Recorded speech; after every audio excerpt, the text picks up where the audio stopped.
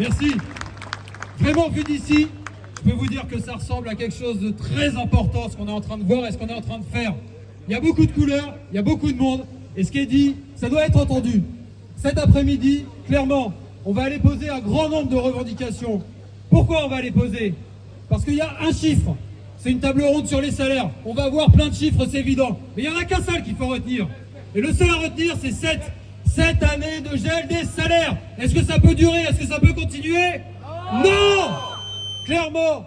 Pourquoi ça ne peut pas durer? Pourquoi ça ne peut pas continuer? Ce qui vient d'être dit, ce qui s'est passé depuis des années, c'est quoi? C'est une mauvaise loi qui a complètement foutu en l'air l'équilibre social de la boîte. Alors il faut des compensations par rapport à ça.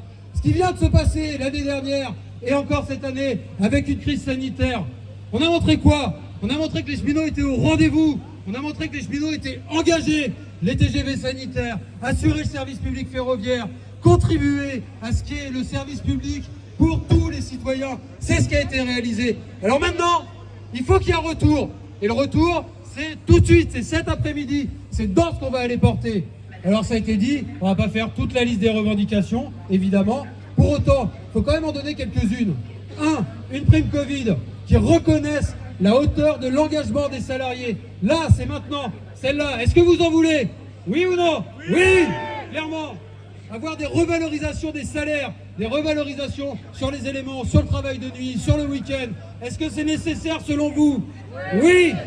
Avoir des éléments sur les parcours professionnels, sur les déblocages de grilles, sur l'ancienneté pour tous les salariés, quel que soit le collège, quel que soit le statut de norme d'emploi. Est-ce que vous en voulez? Et là aussi, la réponse est claire, c'est oui. Alors aujourd'hui, cette mobilisation, elle est importante, elle doit être entendue.